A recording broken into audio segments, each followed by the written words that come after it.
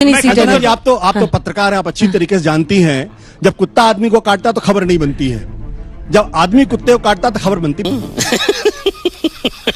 मेरा question BJP से है। मैं बनारस से हूँ और 2014 में मोदी जी ने नमामि गंगे स्कीम के अकॉर्डिंग बोला था कि गंगा साफ हो जाएगा, लेकिन अभी भी आप जाके देखेंगे गंगा वैसे ही गंदा है, अभी तक साफ नहीं हुआ। आखिर मोदी जी कब तक मंदिरों के नाम पे लोगों का मन भटकाएंगे? और रहमतुल्लाहि व बरकातहू। Guys welcome back to my YouTube channel. Guys आज हम अंजना ओम कश्यप की एक बेहतरीन वीडियो है, उसने गोदी मीडिया को रोस्ट किया है और बहुत ही खूबसूरत और बहुत ही इंटरेस्टिंग वीडियो है। बीजेपी की जो अंधभक्त है उनको बेहतरीन तरीके से रोस्ट किया है। चलो वीडियो देखते हैं और वीडियो खूब एंजॉय करते हैं। आप तो पत्रकार हैं, आप अच्छी तरीके से जानती हैं, जब कुत्ता आदमी को काटता तो खबर नहीं बनती है, जब आदमी कुत्ते को काटता तो खबर बनती है। मेरा क्वेश्चन बीजेपी से है। मैं बनारस से हूँ और 2014 में मोदी जी ने नमामि गंगे स्कीम के अकॉर्डिंग बोला था कि गंगा साफ हो जाएगा, लेकिन अभी भी आप जाके देखेंगे गंगा वैसे ही गंदा है, अभी तक साफ नहीं हुआ। आखिर मोदी जी कब तक मंदिरों के नाम पे लोगों का मन भटकाएंगे और विकास को ऐसे ही रोकते रहेंगे? तो पॉपकॉर्न की तरह उछलेंगे जैसे अभी उछल रहे हैं। 4 तारीख को देखिएगा पॉपकॉर्न फट फट के निकलेगा। 400 पार का दावा तो कर दिया आपने, लेकिन 2 करोड़ रोजगार का क्या होगा? और जो 38% IITians को जॉब नहीं मिल रही उसका क्या होगा? आपके अच्छे दिन तो आ गए, आप तो 137 करोड़ का गूगल ऐड कर रहे हो, हमारे अच्छे दिन कब आएंगे ये बता दो। सही पकड़े हैं। अगले 5 साल में क्या होगा उसका कुछ नहीं पता है। ये बताया जा रहा है कि 2047 में हम डेवलप देश होंगे। नमस्कार दोस्तों, आप सभी का स्वागत है गोदी अड्डा में। चैनल आपने सब्सक्राइब नहीं किया तो कर लीजिए। छठे फेज की वोटिंग हो गई है और अंजना ओम कश्यप के शो में जिस तरीके से अजय आलोक भाजपा के प्रवक्ता की बोलती बंद हुई है और लगातार जो जनता है वो रोजगार और महंगाई पर सवाल पूछ रही है और जनता ने ये भी पूछा कि आपके मैनिफेस्टो की चर्चा कोई नहीं कर रहा है, सब चर्चा कर रहे हैं कांग्रेस के मैनिफेस्टो की, तो आप कैसे जीतेंगे और आपकी 2 करोड़ नौकरियों का क्या हुआ? देखिए वीडियो और कमेंट करके जरूर जाइएगा। मेरा क्वेश्चन बीजेपी से है। मैं बनारस से हूँ और 2014 में मोदी जी ने नमामि गंगे स्कीम के अकॉर्डिंग बोला था कि गंगा साफ हो जाएगा, लेकिन अभी भी आप जाके देखेंगे गंगा वैसे ही गंदा है, अभी तक साफ नहीं हुआ। आखिर मोदी जी कब तक मंदिरों के नाम पे लोगों का मन भटकाएंगे और विकास को ऐसे ही रोकते रहेंगे? मंदिर बनाने से कुछ थोड़ी होगा ऐसे। बनारस के आप भी हैं, बनारस के बगल का मैं भी हूं, अंजना जी भी जा चुकी हैं। बनारस के घाटों की क्या स्थिति है, बनारस में गंगा की क्या स्थिति है, मुझे बताने की जरूरत नहीं है। जो लाखों लोग जा रहे हैं वो आज आराम से डुबकी ले रहे हैं गंगा में। गंगा साफ हो रही है, जितना बचा खुचा है वो भी हम ही करेंगे। कि तो पॉपकॉर्न की तरह उछलेंगे जैसे अभी उछल रहे हैं। 4 तारीख को देखिएगा पॉपकॉर्न फट फट के निकलेगा। बिल्कुल सही है। मेरा प्रश्न भारतीय जनता पार्टी के प्रवक्ता से है। सर 400 पार का दावा तो कर दिया आपने, लेकिन 2 करोड़ रोजगार का क्या होगा? और जो 38% IITians को जॉब नहीं मिल रही उसका क्या होगा? आपके अच्छे दिन तो आ गए, आप तो 137 करोड़ का गूगल ऐड कर रहे हो, हमारे अच्छे दिन कब आएंगे ये बता दो। भाई पूरे देश के अच्छे दिन आ गए। आप गूगल रखे हुए मोबाइल में, जरा खोलिए स्कॉच की रिपोर्ट खोलिए जरा। आप देखिए स्कॉच कमेटी जो इसने रिपोर्ट दी है। अरे भैया SOC सीधे स्कॉच कहां से आ गया? मैं बता रहा हूँ ना, अनएम्प्लॉयमेंट पे उसका जवाब दे रहा हूँ। आपको स्कॉच याद आ रहा है? उसी की कमेटी की रिपोर्ट है कि आप स्कॉच की बात कर रहे हैं। एक मिनट, इधर उधर की बातें नहीं करते हैं।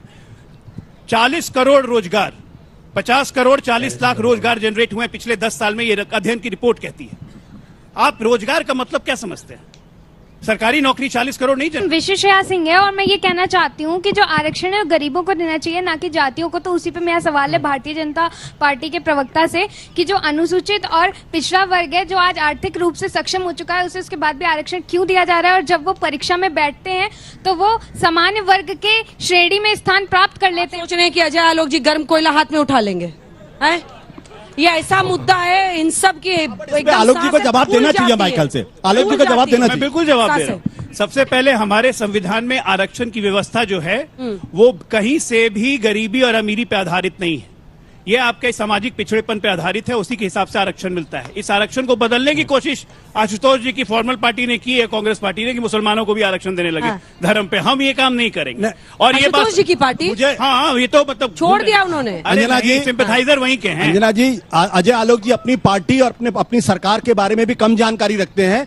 जिस संविधान ने कहा था कि आप आर्थिक आधार पर आरक्षण नहीं देंगे, उन्हीं प्रधानमंत्री ने आर्थिक आधार पर आरक्षण दिया है। आप कितना संविधान को मानते हैं? आप अच्छी तरीके से समझ लीजिए। हमने 10% दिया। मेरा सवाल कांग्रेस पार्टी से है। कांग्रेस पार्टी कहती है कि हम मोहब्बत की दुकान खोलते हैं, तो ये मोहब्बत की दुकान जब क्यों नहीं खोली जब आप सत्ता में थे? और अब जब प्रधानमंत्री नरेंद्र मोदी ने मोहब्बत की दुकान खोल दी तो फिर 400 पार के नारे से आप घबरा क्यों जाते हैं? पूछना चाहता हूँ विपक्ष से, और आशुतोष जी बड़े पत्रकार हैं, आम आदमी पार्टी का भी बड़ा प्रचार किया था, तो आज चुनाव लड़े थे? नहीं, चुनाव भी लड़े थे और ये गांव में भी गए थे, आंगनबाड़ी वर्करों की इन्होंने सेवा भी दी थी।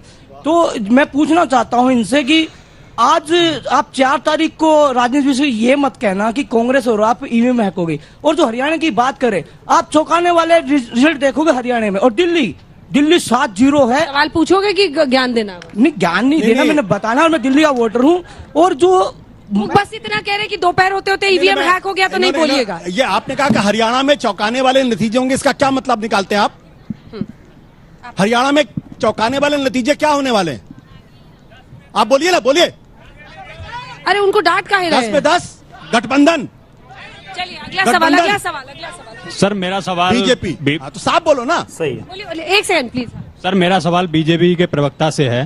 सर आपने कहा कि आपने रोजगार बढ़ाए हैं, लेकिन मैं पूछना चाहता हूं कि जब आप सत्ता में आए थे तो 2014 में केंद्र के अंतर्गत 2 लाख पद रिक्त थे, लेकिन अब 2024 आ गया है और वही पद रिक्त बढ़ के 9 करोड़ 72 लाख हो गए हैं। तो वो सरकारी पद आप भर क्यों नहीं रहे? आपने सबसे बड़ी समस्या आपकी ये है कि महंगाई, बेरोजगारी। को ये नंबर कहाँ से मिला कि 9 करोड़ 72 लाख सरकारी? 9 लाख 72 हजार पद अभी भी रिक्त हैं। तो इस पर इसको क्यों नहीं भर पा रहे हैं आप? ऐसा बिल्कुल नहीं है कि हम भर नहीं पा रहे हैं। करने आए। मेरा सवाल अजय सर से है। अजय सर, पहली बार मैं ऐसा देख रहा हूं कि विपक्ष की घोषणा पत्र की ज्यादा चर्चा हो रही है, लेकिन बीजेपी वालों की घोषणा पत्र में क्या लिखा हुआ है, अगले 5 साल में क्या होगा, उसका कुछ नहीं पता है। ये बताया जा रहा है कि 2047 में हम डेवलप देश होंगे, अगले 5 साल में हम क्या करेंगे वो बता दीजिए। 4 करोड़ घर बना के दे चुके हैं और 3 करोड़ घर और बना के देंगे अगले 5 साल में। मोदी जी कहते हैं ये मेरी गारंटी है, तो गारंटी है। अगर हम एक करके अगर हम तमाम चीज विश्व स्तरीय इंफ्रास्ट्रक्चर की बात करते हैं, अगर हम कहते हैं कि तीसरी अर्थव्यवस्था हम इस बार बन के रहेंगे, तो ये मोदी जी की गारंटी है। छोटा सा मिला पकड़े, मैं कह रहा हूँ ऐसे लोग कभी सत्ता में आएंगे ही नहीं, तो उससे फर्क क्या पड़ता है? मेरा नाम अनुराधा कश्यप है। मेरा सवाल बीजेपी पार्टी के प्रवक्ता से है कि आप एक तरफ तो आप हिंदुत्व की बात करते हैं, वहीं दूसरी तरफ आप बीफ कंपनी से चंदा क्यों लेते हैं? आज की तारीख में नहीं, बहुत अच्छा सवाल है। आज की तारीख में कोई पॉलिटिकल पार्टी चंदा नहीं लेती है, चंदा दिया जाता है। अब कौन हमें चंदा दे रहा है, वो बीफ बेच रहा है कि क्या कर रहा है, ये तो हमारी जानकारी में नहीं है। चंदा दिया, अकाउंट में आया, पार्टी के अकाउंट में रिफ्लेक्ट करता है। एकदम इतना अच्छा लग रहा था सर सुनने में, लग रहा था कि अब कुछ देर में एक नंबर आप रिवील करने वाले हैं। आशुतोष जी, अब आप माइक उठाइए, आपको क्या समझ में आ रहा है एक पॉलिटिकल एनालिस्ट के तौर पर, क्या स्थिति दिखाई दे रही है? नहीं, मैं ना तो प्रदीप जी की तरीके से और ना ही संजय जी की तरह सेफोलॉजिस्ट में नहीं हूं। हाँ। और इसलिए मैं कोई प्रेडिक्शन भी नहीं करूंगा। लेकिन मैं 2-3 चीजें बड़े आराम से इस वक्त जो देखने की कोशिश कर रहा हूं, मैं संजय जी की इस बात से पूरी तरीके से सहमत हूं कि 2014 में जिस तरीके से एक वेव आपको दिखाई पड़ रही थी, एक राष्ट्रीय नैरेटिव, नेशनल नैरेटिव दिखाई पड़ रहा था कि भाई कांग्रेस के खिलाफ लोगों के अंदर गुस्सा था। वो 2019 में आप देखिए बालाकोट का मसला था, पाकिस्तान को घुसकर मारने वाली बात थी। 2024 के चुनाव में वो पूरी तरीके से गायब है और यह भारतीय जनता पार्टी की सबसे बड़ी नाकामी है कि, और नरेंद्र मोदी जी की सबसे बड़ी काबिलियत इसी में थी कि वो हर चुनाव में हर समय कोई ना कोई नेशनल नैरेटिव लेकर आते थे। और मुझे लगता है कि उनकी सबसे बड़ी गलती वो हुई जब उन्होंने 22 जून को प्रतिष्ठा के बाद यह माना कि अब तो इसकी एक लहर चलेगी और उसके बाद पूरा विपक्ष पूरी तरीके से साफ हो जाएगा। और उस चक्कर में नीतीश कुमार जी भी पटना में इधर से उधर पलटी मार के चले गए। मार्च के बाद से अगर आप बदलाव देखिए तो मार्च के बाद से बिल्कुल स्पष्ट बदलाव है। उसके बाद से अगर आप नजर डालें तो 3 चीजें बहुत स्पष्ट तौर पर हो रही। एक, अपोजिशन यूनिटी इंडेक्स आज की तारीख में 2014-2019 की तुलना में बहुत ज्यादा है। दूसरा, ग्राउंड लेवल पे मुझे इस बात की बिल्कुल उम्मीद नहीं थी कि विपक्षी पार्टियों के बीच में, रीजनल पार्टियों के बीच में अच्छा कोऑर्डिनेशन होगा। वो अच्छा कोऑर्डिनेशन है। सीट डिस्ट्रीब्यूशन को लेकर दिक्कतें आई, लेकिन वो आप उसका कहीं नजर नहीं आ रहा है। और कम से कम 4 ऐसे स्टेट है जहां भारतीय जनता पार्टी को बहुत निराशा का सामना करना पड़ सकता है। एक उत्तर प्रदेश, दूसरा हरियाणा, तीसरा राजस्थान और चौथा कर्नाटक। मैं इसमें जानबूझकर महाराष्ट्र और बिहार का जिक्र नहीं करना चाहता क्योंकि बहुत प्रेडिक्टेबल लाइंस पे वहां पे है। लेकिन इन चारों राज्यों के अंदर भारतीय जनता पार्टी को अगर सीटों का नुकसान हो रहा है, जैसा कि मैं मानता हूं, तो इनको कहीं और से गेन होता हुआ दिखाई नहीं पड़ रहा। पश्चिम बंगाल के अंदर वो गेन कर सकते हैं, उड़ीसा के अंदर भी गेन कर सकते हैं, इतना ज्यादा गेन नहीं कर सकते। तेलंगाना भी वो मान रहे हैं कि गेन करेंगे। तेलंगाना, ओडिशा और वेस्ट बंगाल। तेलंगाना में आप पिछली बार 4 सीटें थी, कांग्रेस के पास 3 सीटें थी, आज वहां कांग्रेस पार्टी की सरकार है, तो 4 से बढ़ के आप 6 हो जाएंगे, 4 से बढ़ के आप 16 नहीं हो रहे ना। या अगर आप 17 सीटें हैं, वो कह रहे हैं 10 के आसपास जीतेंगे। उनकी बात पर आप जवाब दीजिए। देखिए, मैं आशुतोष जी की इस बात से सहमत नहीं हूं कहीं से भी। कि कोई वेव नहीं दिख रहा है, कोई ये नहीं दिख रहा है। सबसे बड़ी दिक्कत क्या है कि आज चाहे राजनीतिक विश्लेषक हो चाहे विरोधी हो, हमारी ही सीटों की गणना कर रहे हो। आपका क्या हाल है जनाब अली, अपना तो बताइए। 100 भी नहीं वो मांग रहे हैं ये लोग। ये कहते हैं कि कांग्रेस को 75 आ जाएगी तब बीजेपी 300 के नीचे आएगी। ये कौन सा लॉजिक है भाई? आप अपना देखिए ना। हम तो आज भी कह रहे हैं हाँ। कि 350 इस पर वो बोलना चाह रहे हैं कांग्रेस को कितनी सीटें अच्छा जी, आप तो पत्रकार हैं, आप अच्छी तरीके से जानती हैं, जब कुत्ता आदमी को काटता तो खबर नहीं बनती है, जब आदमी कुत्ते को काटता तो खबर बनती। भारतीय जनता पार्टी आज 325 के ऊपर की सीटें उसके पास हैं। अगर वो सीटें लूज कर रही हैं तो ये सबसे बड़ी खबर है भाई। कांग्रेस पार्टी ऑलरेडी 50-55 पे थी। कांग्रेस पार्टी पे अगर 2 सीटें घट भी जाती हैं, 2 सीटें बढ़ जाती हैं, कोई वो खबर नहीं। खबर तो यह है कि नरेंद्र मोदी जैसे नेता के बावजूद, अमित शाह जैसे चाणक्य के बावजूद, अगर भारतीय जनता पार्टी की सीटें घटती हुई दिखाई पड़ रही हैं तो चर्चा उसी पे होगी और हर प्लेटफॉर्म पे चर्चा होगी और हर आदमी उसी की बात करेगा। अजय आलोक जी। जी हाँ दोस्तों, आपने पूरा वीडियो देखा और आपने आशुतोष से एक लड़के को भिड़ते हुए भी देखा और अंजना ओम कश्यप भी कुछ इसी तरीके से चाहती थी कि कोई ऐसा व्यक्ति खड़ा हो जो कि इन तमाम प्रवक्ताओं से भिड़ जाए। और तमाम तरीके से अगर आप बात करेंगे, भाजपा के मैनिफेस्टो की कोई चर्चा नहीं है। जैसे एक लड़के ने खड़े होकर पूछा कि आपके मैनिफेस्टो की कोई चर्चा नहीं है, ऐसा क्यों हो रहा है? पहली बार हो रहा है कि मोदी जी किसी एक मुद्दे को भुना नहीं पा रहे हैं। तो एक लड़का खड़ा होता है कि जो कम से कम केंद्र में रिक्त पद हैं, लगभग 9 लाख से ज़्यादा हैं, वो तो भर दीजिए। और आप तो कह रहे हैं कि हमारी इतनी सीटें आ जाएंगी, परंतु हमारा क्या होगा? आपने 2 करोड़ नौकरियों का वादा किया था, वो आप कब पूरे कर रहे हैं? ये सवाल तमाम ऐसे हैं जिनके जवाब भाजपा के पास नहीं हैं। और भाजपा से जब भी ये सवाल पूछे जाते हैं तो उनके प्रवक्ता भी असहज हो जाते हैं, क्योंकि जिस तरीके से उन्होंने रोज़गार को लेकर काफ़ी बड़े वादे किए थे, परंतु अब इन पर वो बोलने से भी कतराते हैं। तो वो आप कब पूरे कर रहे हैं? ये सवाल तमाम ऐसे हैं जिनके जवाब भाजपा के पास नहीं हैं।